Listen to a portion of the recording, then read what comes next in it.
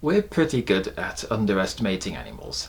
In part 1, we explored how interpreting the world through other species' unique sensory spheres has revealed how some animals possess far more sophisticated language systems than we ever anticipated, and even evidenced the concept of self in non-humans.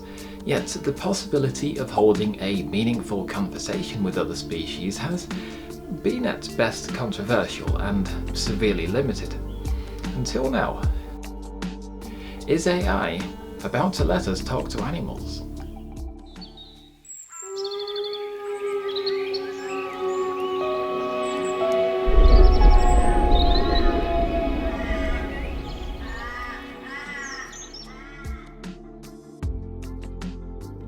Humans are a social species, but even at 8 billion strong, we're still often lonely, and we're curious. This combination is a powerful driving force, and in the time since Darwin first suggested the possibility of language in other species, we've searched for it extensively both on and off our home planet. While SETI has so far been a bit disappointing, we have made advancements in two-way communication with captive and domesticated animals here on Earth. We've trained them to use interfaces that can convey basic desires or concepts. These range from dogs with keyboards to cats with keyboards to apes with... keyboards are a very effective interface. But they all fall victim to the same criticism. The animals may only be behaviourally conditioned to associate a specific action with an outcome or vague concept. So, although we're undoubtedly communicating, this isn't fully conversing because the animals' vocabularies are restricted to those supported by the interface we provide them with, which, of course, is far removed from their natural language. It's also very difficult, if not impossible, to verify whether intent or information is being accurately conveyed between us. The holy grail of interspecies communication, then, is an interface which would accurately translate our information into another species' own language, and vice versa, so that there's far less chance of misinterpretation. This already exists for human languages. I've seen translator apps used to great effect whilst working abroad, but relatively speaking, this is still child's play. As we saw last time on the channel, non-human language extends far beyond vocalizations and gestures like I'm using right now, and decoding it is in fact the last step in a long journey because we need to first observe it, and that's not as easy as it sounds. It all starts with data collection. As mentioned in my last video, other animals experience the world very differently to us, and their languages have naturally evolved to reflect this, relying on any or all of the 5 or maybe more senses.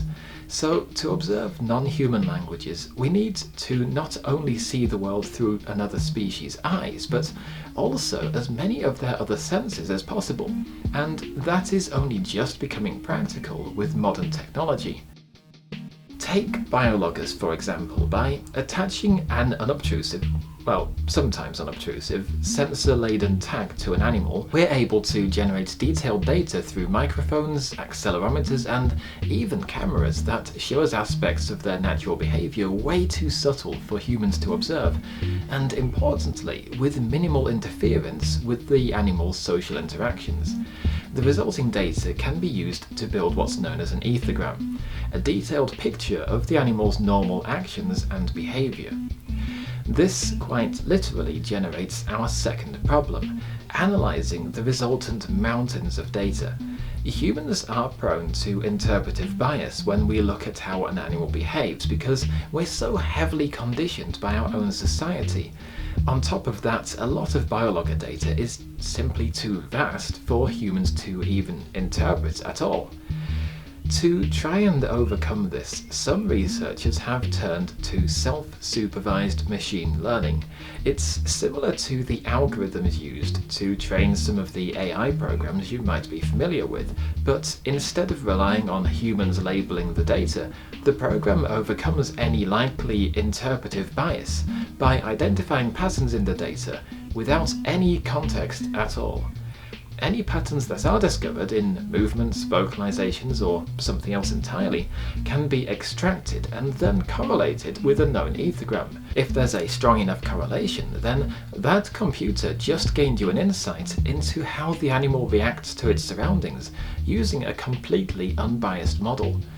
Such algorithms are in fact currently being tested and refined by researchers at the Earth Species Project. The adoption of this kind of approach isn't outright replacing people's jobs though, it's also augmenting existing methods to increase reliability. There's a lot of references out there to behaviourist Konslobodchikov, I think that's his name. And that's not him, by the way, that's a prairie dog, for which he used AI to help validate his analysis of their different calls.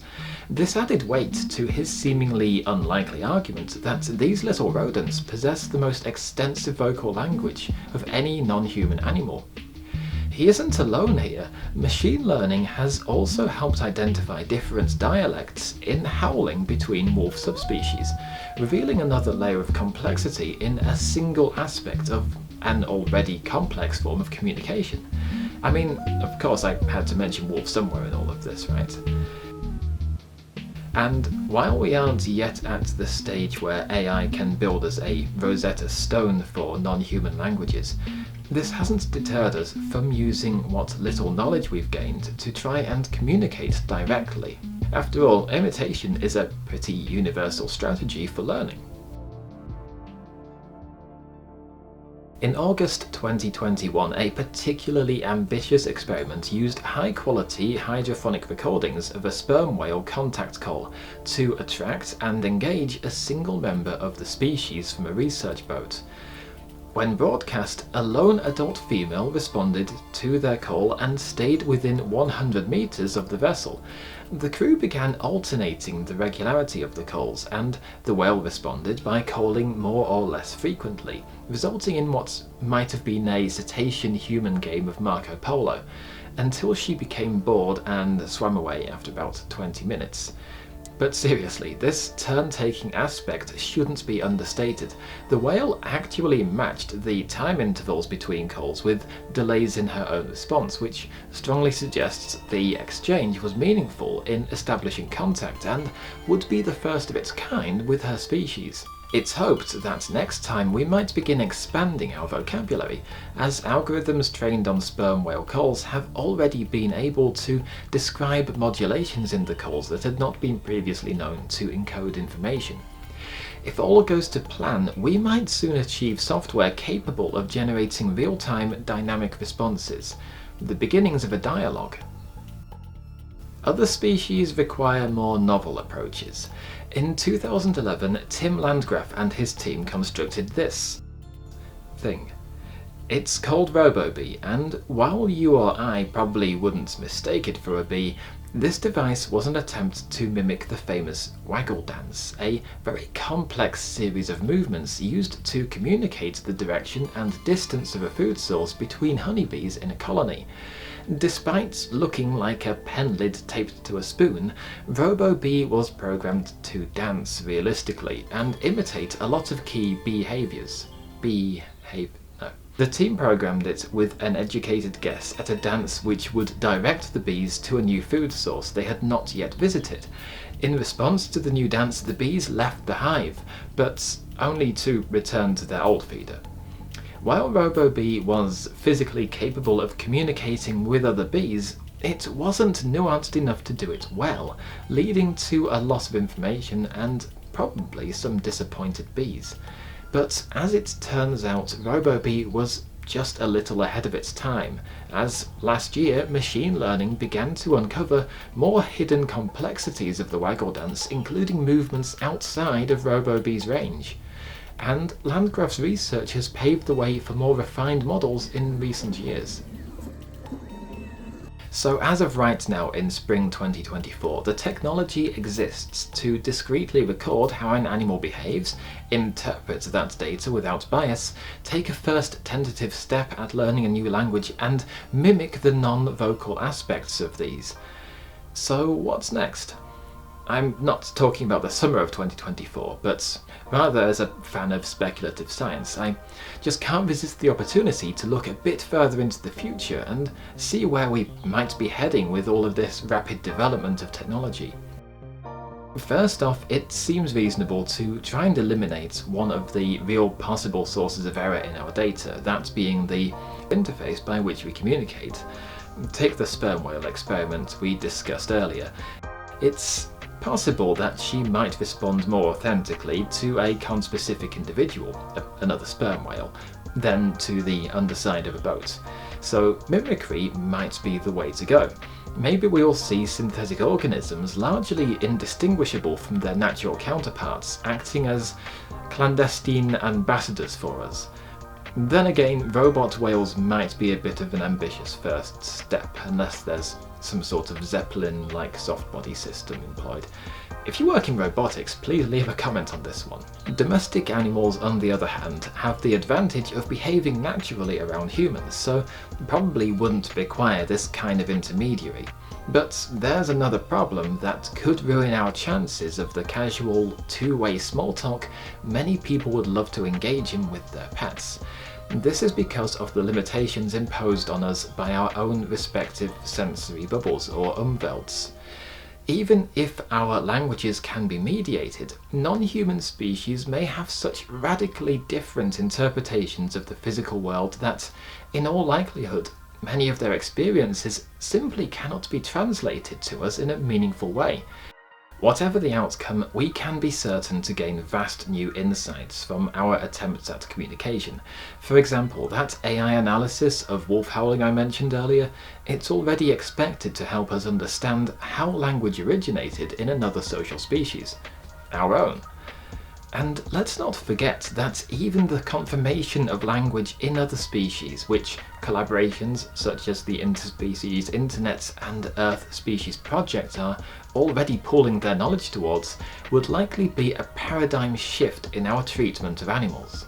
It's not just the technology itself I want to speculate on here either, because the consequences of it will mean that the face of conservation will likely be changed forever. Going back to our friends the whales again, every year an estimated 20,000 of these animals die as a result of collisions with commercial shipping, and conventional acoustic deterrents have ironically attracted whales to large ships. Just think how much this risk could be reduced if we were able to generate an intelligible warning signal. It's not implausible that we should hope for this. Those waggle-dancing robotic bees we have improved in recent years and are now intended to help the pollinators steer clear of harmful toxins and direct them to new, safe food sources. And it's also been suggested to use AI-generated wolf howls around grazing land to ward off neighbouring packs, potentially reducing the conflict between wolf packs and landowners. Policy-wise, the implications of all this are just as far-reaching.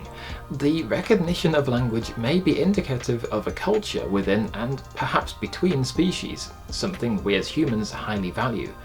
This wouldn't just have the potential to influence the protections and rights of species, but also that of their habitats, food webs, migratory paths, many of which are long overdue serious recognition. And then there's the less desirable side of this coin, so tails, I guess? I'm kind of concerned that consumerism will ruin the potential, and the first patented algorithm will suddenly usher in a flood of cheap and inaccurate dog and cat thought translators. Even worse, imagine some of these location or greetings calls for species being used to weaponize animals for covert warfare. I mean, we have records of this already tried with bats, and defense dolphins, and defense sea lions. If there is a future to human, non-human communication, it's going to be wild. No pun intended. So, I loved writing this video. I've not had chance to discuss speculative topics on the channel before, and I think this really highlights just how much of our current knowledge we owe to having observed the amazing species we share our planet with. If you would like to help maintain the presence of some of these, such as wild carnivores, why not check out the art and merch I create to fund fieldwork and research? Links are below as always. Looking into the slightly nearer future, I'm planning to cover my return to Slovakia and catching up with the wolf packs of the Carpathian Mountains, as well as taking a look at integrative threats to the European gene pools, hopefully also covering some viewer requests as well. So don't forget to hit that bell icon and stay tuned. I'll leave you with the same message as always. Understand, coexist, and evolve. Thanks for watching, guys. I'll see you next time.